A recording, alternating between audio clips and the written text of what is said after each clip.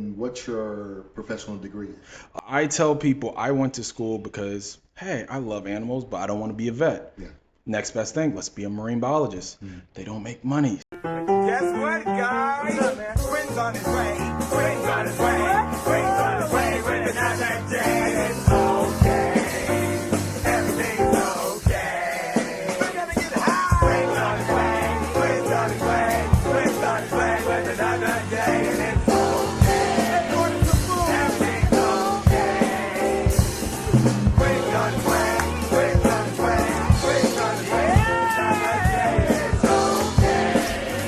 Everything's okay. Quinn's on his way. Quinn's on his way. Quinn's on his way. Welcome to the show. This is 30 Minutes on Q, the podcast. Well, I am your host, Coach Q. Today, we have Jonathan Bonner. Jonathan and I just finished running against each other in the District 68 House race for the state of Georgia. And so I was really eager to get him in and have a conversation about who he is. This is a community podcast. We want to have people understand who we are as individuals, what makes us tick, and what drives us. And so, Jonathan, tell people what you do. I am a father first to an 11-year-old boy. I was a former caregiver to my dad that was a veteran.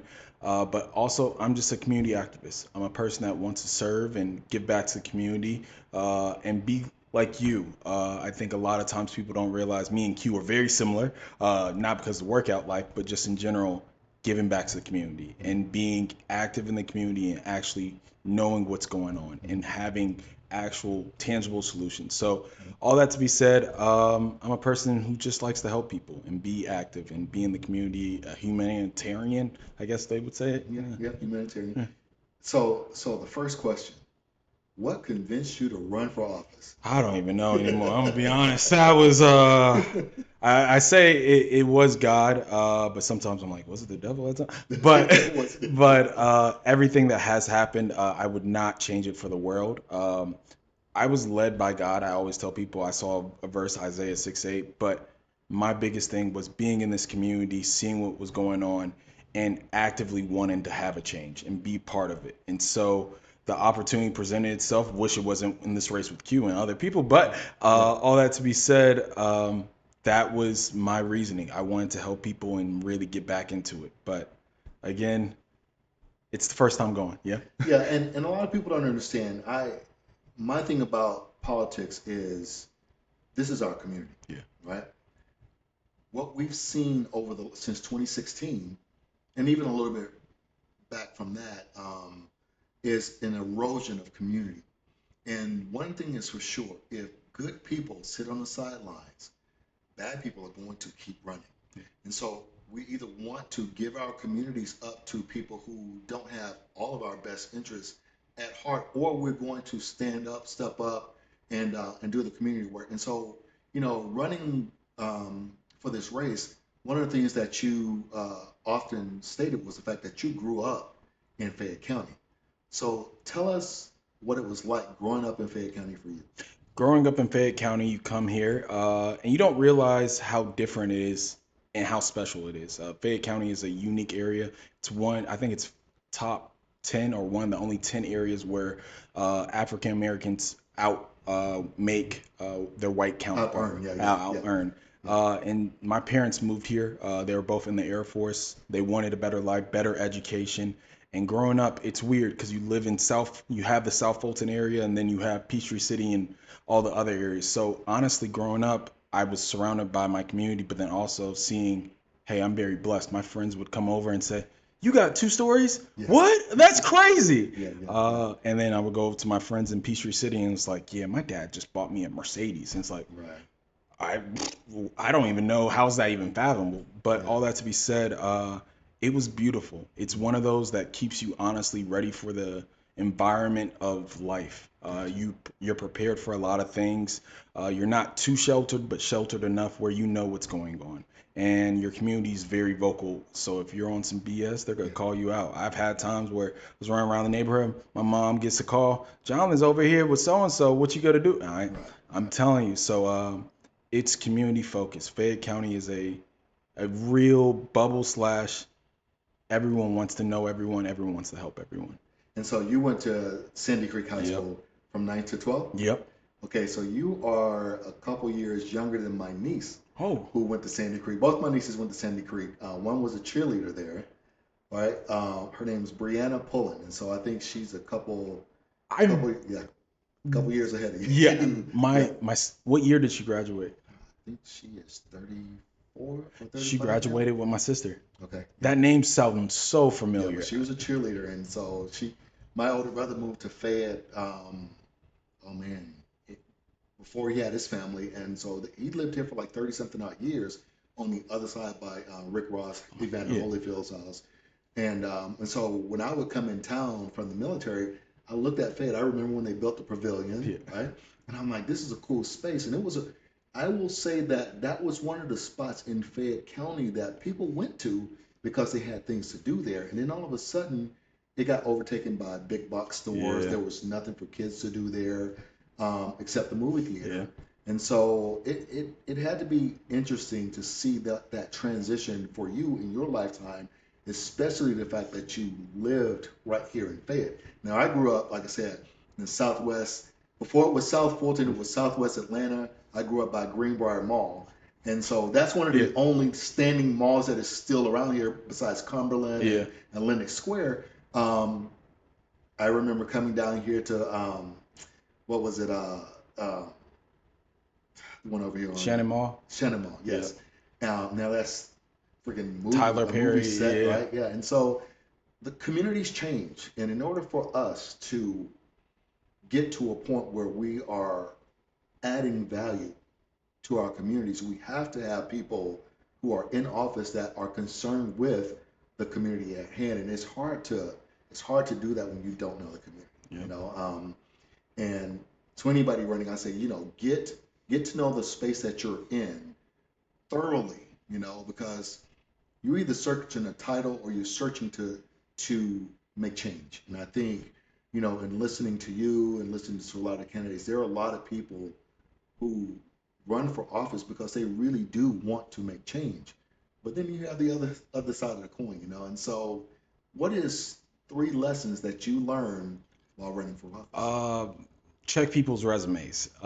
Check their background. See if who have they ran with other campaigns. Also, be very hesitant with the people you trust. I think me and Q can very understand that. I think that was a hard thing learning that sometimes people you think are your mentors, just in general good people, they turn their hand and it feels like an evil villain It's move. political, Yeah, right? and you're like, it's just politics. And Right. I think people like me and you, we're so authentic. It's hard for us to kind of, Yeah. we can't turn it on and off. It's one or the other. So all that to be said, the third thing was fundraising. Oh my God, I felt like I was dying every time calling. Can I get $25? Can I get 100? Yeah. And yeah. so it's unfair. I understand we have to fundraise, but I think money should be taken out of politics and find better ways for grassroots candidates to actually be in the community and run for something and not be a millionaire or a Well, billionaire. hey, there was a time when there was county fairs, right? And the candidates would go to the county fair and they would get in front of the community. So you had the door knocking, Yeah. you had the county fairs. The local news sources actually gave you time and real candidate forums, debates, so that the community would get to know you. And so I think, along the lines of things that you were saying, the character of the individual does not change. Doesn't matter if you're running for office or if you're walking around, the mall. The character of the individual doesn't change. So we have to be, as community members, we have to be able to distinguish what's real and what's not real. And so those are really good lessons, man. It's necessary to learn with each uh, venture that you take on. And so, would you run again? Oof, oof, oof. I think my family would be like, wait, but other than that, I think I would, to be honest. I want to help people, but even if I don't have the opportunity, I just want to help people. Yeah. And people like you, if you ever run again, or just in general, I think there needs to be a support system. Yeah. And I told myself I was doing this to help people. Right. And so if that means getting actual good candidates into office, I'm willing to do that. And I think that is probably the biggest thing. But for the time being, taking care of my son, Yeah. because he sacrificed a lot of his time. Well, he was out there Yeah, with you, though. exactly. And what better way to civically engage him at this age, seeing you do this? Oh, I remember when my dad, because look, I have stories, man. I went to a church over in Jonesboro, and the pastor of the church was the cop that patrolled my neighborhood, and he reminded me, yeah, your house was the house we played basketball at. He would stop there and talk to my father and play basketball with us sometime. And so the lessons of my childhood, that part, you're giving your son a lesson on civics right now. Yeah. So if he runs to be the student government Yeah. president, or you are showing him leadership at this age. And so keep doing that, because we got to have good kids, man. So this podcast is for the community to get to know you. So I'm going to ask you some questions about you. All right. I know we're talking about this political thing. What do you do for work? I'm a service director for a global tech company. So IMAX, the projectors, we make those. We're in healthcare. So do manograms. We have this new technology where it's basically colors. So you can see basically if there's lumps in the breast and things like that. We're in simulation and in control rooms. So it's very unique. It keeps me on my toes. Kind of techie. Huh? It's very techie, but I'm not a techie person. So it's weird at times. But it keeps me very understanding of what's going on and meeting different corporations and groups and honestly governments. It's really weird. You're like, okay, there's more to it. But So then what's your professional degree? you guys don't judge me. Marine biology. I tell people I went to school because, hey, I love animals, but I don't want to be a vet. Yeah. Next best thing, let's be a marine biologist. They don't make money. So Yeah. You could have gone to SeaWorld. Yeah, though, exactly. Let's work with the whales or something like that. you do a lot of apprenticeships, and then you talk to them, and you're like, Jonathan, right out of college, you're gonna be making $38,000. Right. Like, oof, what do you mean? Look, I understand. My first degree is electronics engineering. I went to school. I went to college in 1998 and finished in 2002. The tech fields between those 3.5-ish years, I think I was enticed to go because it was like, oh, you're gonna graduate making $85,000-$90,000 because the tech boom was there. Yeah. They were laying those people off and hiring my class at 45,000.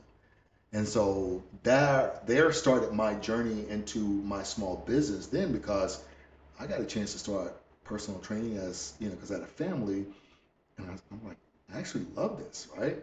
And I was making more than they were making getting out of school part-time.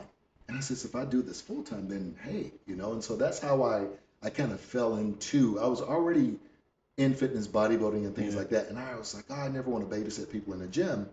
But it's a great conversation piece, because the people that you interact with have different fields of employment, different levels of socioeconomic, statuses. And so I could talk to people about politics, about medical, about healthcare, about community stuff. So it actually enhanced my vocabulary, and it gave me the ability to be out talking to people, right? And so relating to people. So I started doing that and never looked back. And so I've been in business myself for almost 30 years now. And so, and in business, I will say this one thing about business is you have to do the work. Yeah. Nobody's going to give you sick days. No. Nobody's going to give you, anything when it comes to business. So it's totally you relying on your ability to do. So, dude, kudos to you for being able to transition into something else that could actually interest you. How many siblings do you have? I have four. So, Four? I'm the youngest of four. Oh, wow. Okay. My oldest, she passed away when I was 12, but my other one, he's 45, Okay. and my next one's 42, and then my sister's 35. Okay. So it's weird at times because my brothers are super tall. My oldest one is like 6'8", so I look up to him like, Oh wow. okay, like hey, like if I was his height, maybe I would have went to the league. But other than that, it's very unique. So I have two. okay, And it's the opposite of what you just said. I'm 5'10". My older brother's 5'4". My younger brother's 5'2". Right? So I stole deep in the gene pool to not just be a midget. Right? yeah. So, dude, that was yeah. Okay. What do you think is the most interesting thing about you? Uh, I think the versatility. I think you can put me anywhere and I can get along with everyone and just learn very fast. My life is one of those. I've come from blue collar life to I technically like white collar tech type stuff and 1,000 years, even politics. I tell Yeah. myself I never thought I would get That into you, that. yeah, yeah. So it's one of those things where I am a person where you can throw me anywhere and I'll get it like that very fast. Okay. Okay. If you could go back in time at any age, at any point in your life, and give yourself advice, at what age would you go to, and what advice would you give yourself? I think when I was probably like 16, Okay. I think I would have probably said focus more on school and prepare. Don't think you're going to the NFL. Not to like burden yourself. I was part of Sandy Creek's first state championship, Okay. so I have three of those. But the one thing with that was I'm going to the league like my other friends, or Yeah. we're going D1 and things Yeah. like that. Yeah. So when it came down to moments of college, and you're like, I don't want to do this. My body hurts. Yeah. Like I'm Yeah. popping ibuprofen. At a I'm young yeah, age, right? exactly. My trainers are like, you're taking 8 ibuprofen a day, no more. Your Yeah. kidneys are done. And I was like, Right. okay. Right. But I think focusing more on brains. I tell my son that all the time. Like, hey, you can play sports, but you're a student first. Yes. Anytime I speak at schools, you're great. I hope you go to college. I hope you get an NIL deal and you make millions of dollars. Yeah. But remember, your brains go last much longer than your bodies. Exactly. And so I would say that. Now, now I will say this, and this is because I work with athletes. If you guys don't realize, we're in the gym because I'm Coach Q, right?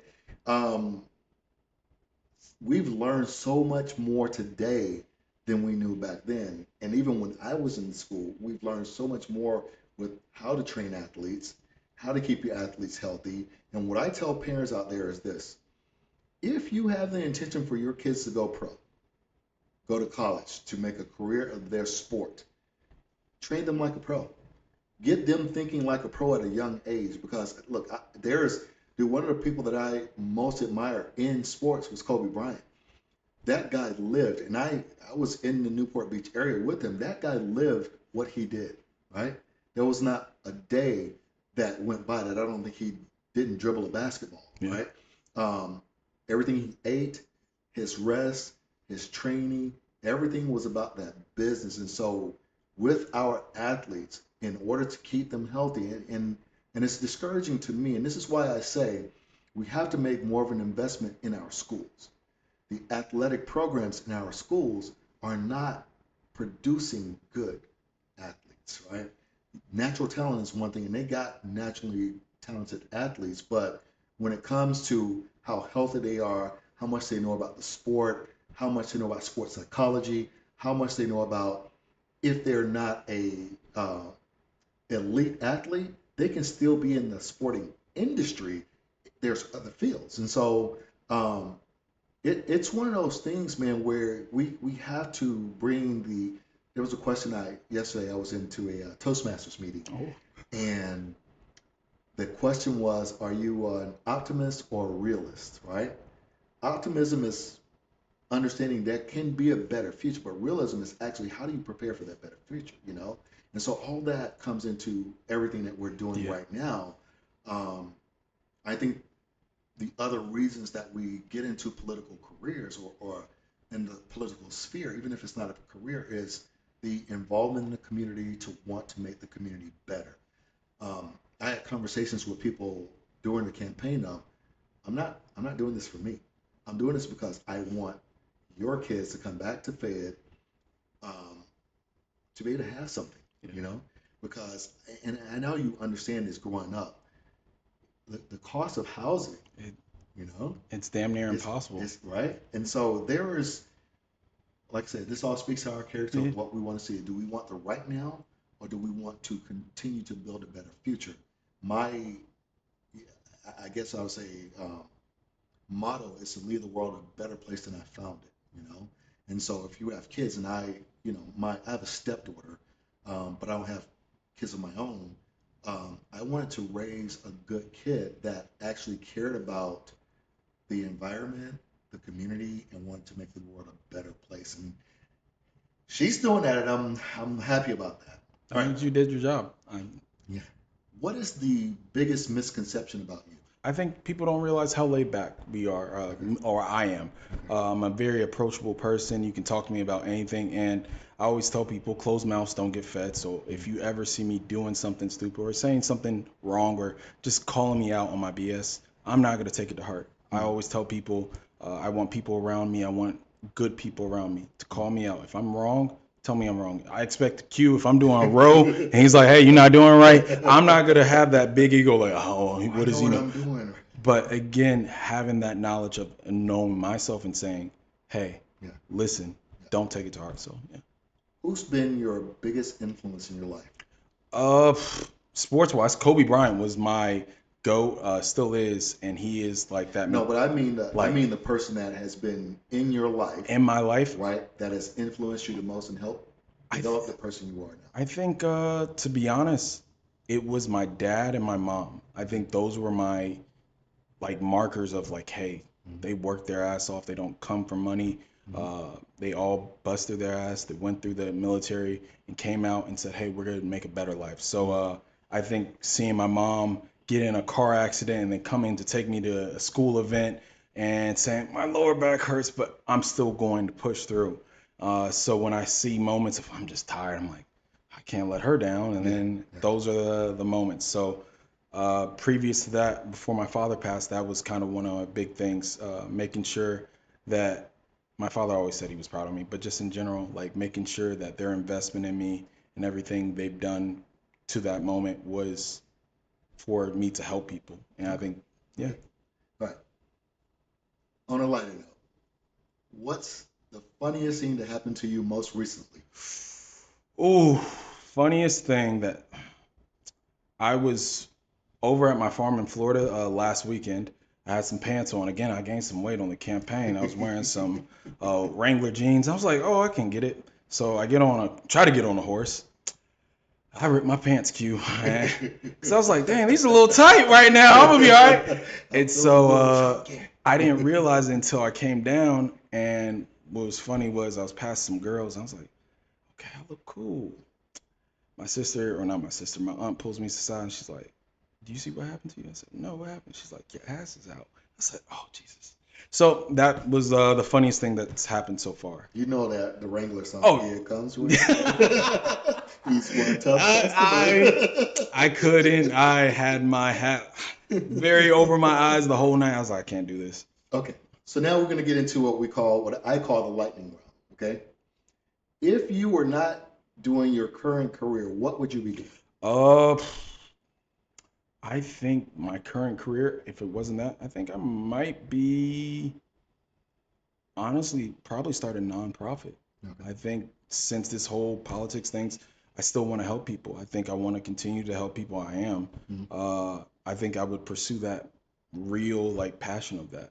I think people say politics, and no, I think mine's is just community give back, bringing the community together. Okay, cool. Name something you're not very good at. Ooh, I'm very competitive. So again, Kobe mentality, Mamba mentality. I think I can do everything. I suck at pickleball, and since that's a new thing over here, I'm like, I can do that. I can do that. I am completely horrible. Yeah. So I want to get good Yeah. and have that little flex, like you guys come play pickleball with me. But yeah, Dude, there's a friend of mine who he works at BC CrossFit, and he started playing pickleball. And I see his videos online, and I saw him a few days ago. I said, I'm gonna come and play with you, right? But I'm like, I'm probably gonna suck in the beginning. I used to play racquetball. Yeah. So you some good friends of Yeah. mine, and so I'm okay with the racket. The reason I want to go and play selfishly is because I read an article that says that racket sports help you live longer, right? because the hand-eye coordination, the moving around, it's a short court. You're not running like tennis. Yeah. So I was like, okay, well, pickleball might be the thing, but I'm the weird guy that will go out there with no shoes on. You know? No, people don't realize that's athletes Yeah. coming from the South. We know if you want to create an athlete, Take them shoes. take off. them shoes Yeah, off. I yeah, was running around all the way up to dang near college Yeah. with no shoes on. Yeah. Um, if you had a superpower, which superpower would you want it to be? Teleporting. I would teleport everywhere. So Atlanta traffic, we know how it is. And then travel the world. Okay. Now, a couple more questions here. Uh, if you could change one thing in the world, what would it be?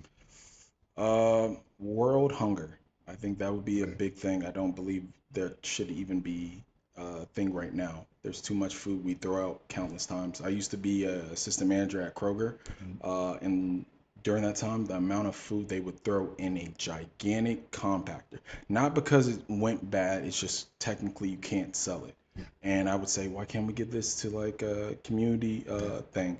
No. I think they were working on the law about that to be able to take food from grocery stores and actually be able to give it out because there was laws against doing that. Yeah. Which makes no sense at all. I don't You know. feel like that should even be something you should charge someone with to feed the families, to help people. I understand Yeah. you want to make sure The people don't profit get margins sick, and all. yeah, Yeah. but still you want to make sure your community's fed. Right. I don't think you should, Throw away. yeah, perfectly Food. good bread. Exactly. And I believe this truly. You know, we toy around with this idea, oh, America's a Christian nation, right? Tell me what part of Christianity teaches you that you should not help feed people, right? The story of Jesus Christ feeding the multitude, right? And so if you are if you if you have that much abundance and you are not helping people, right? What does that say about you as a person, your business as a culture, and your impact to the community? Yeah, and that's why I tell people, are you truly a Christian? And Yeah. I think I always tell people, like, you have millions of dollars, you got cars, you show it off, but then what have you done for the community to give back? Yeah, absolutely. All right. What if you had to describe yourself and tell people something that they didn't know about you? What would you tell them? I am a gym addict. Before politics, I was very heavy into it. I think that's why I like Q so much. I was like, hey, I ran a gym, trained, did all that stuff, and all that to be said, I was in the gym 15, 16 hours. During COVID, I helped my friend build their gym. And when I tell you the blood, sweat, tears, why are we moving this old machine? But it was something I loved, man. I could be in the gym for way too long. People thought I was psycho, but I am a gym addict. I love fitness. So when Q tells me all about what he does, I'm like, oh yeah. And I'll tell you, so you mentioned COVID. This whole concept of having a gym on site at home came about because of COVID. I had, in California, everything shut down, and so the townhouse that I lived in, a condo, it had two one-car garages, and so my truck doesn't fit in anybody's garage. And so I had gym equipment in there, and it was gym equipment that I had accumulated over the years of being in the gym, finding things that I really liked. And so I had this idea, well, if I can't go to a gym, I'm going to have people come to my garage and work out in my garage. And so I can, because the other part of it is keeping your mental sanity. And so people would come over, I shortened my workouts from an hour to half an hour. They would leave, I would wipe down all the equipment, and then the next person would come over. And so when we moved here to Georgia, I said, well, I need to find a place that has a standalone building. And I had planned to, if we couldn't find it, I needed acreage. I was going to put a metal building on the property, put a gym in it, because everything in here was in a trailer behind my truck, and we brought it with us. It's okay, not the sled over there because that was brand new, right? But I had this plan. I knew this is what I wanted to do, and I thought business wise, this is my house. So I got a tax write off coming with that too. So Yeah, I totally get it. So, all right, last question. What's next for you? Uh, I think next is there's a breakfast program, Southwest Atlanta, August 8th. We're feeding people uh, and continue to help people. I think a lot of people think people like me and you are going to disappear in the campaign, Right, but right. in all reality, we're still doing the work. We're still right, We're right. still here in the community. Yeah, We're yeah. still active. And I think that's the one thing people don't realize. We don't like telling people about what we do. I think politics forces us to take To pictures. brag and Hey, yeah, I'm with yeah, so and so. yeah. We're not like that. So Right. I think it's nice to see Q and outside of the political realm, and Yeah. we can just have fun and Have do conversation. Yeah, yeah. give back to the community while saying, "Oh, you guys, look, we're over here." Right, right.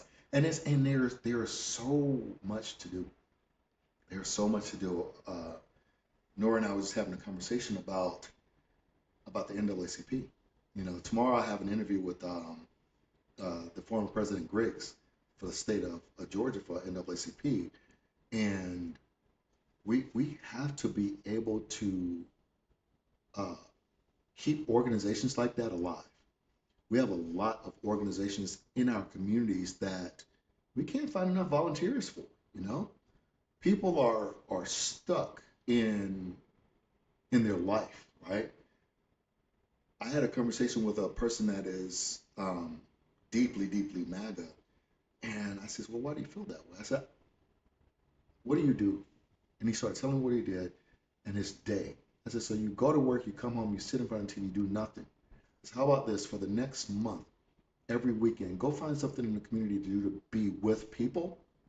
And I started seeing his post change, you know, because when you're out in the community doing the work, that's the most rewarding thing, and it brings people closer together. And so, dude, I'm happy that we have people like you who are willing to do the work, right?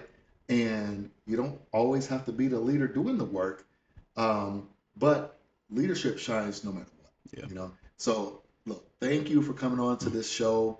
I hope that you guys in the community are getting a better understanding of who Jonathan Bunner is. I hope you guys support him in all of the efforts. Follow him on all of his. Matter of fact, tell people where they can reach you. I changed my platform. It's Bonner.Jonathan. That's my name, so you guys can find me there. But just in general, you can find me in the streets in the community, giving back, or at Q's house trying to work out and not try to die. But I'll be there. Yeah, yeah, yeah. So look him up, follow him, do all the stuff. You see him in the community, give him a high five, give him a handshake, and say thank you for your service, because service to the community is something that we should all be grateful for. It's Coach Q. We'll talk again soon. Guess what, guys? What's up, man? Spring's on its way. Spring's on its way.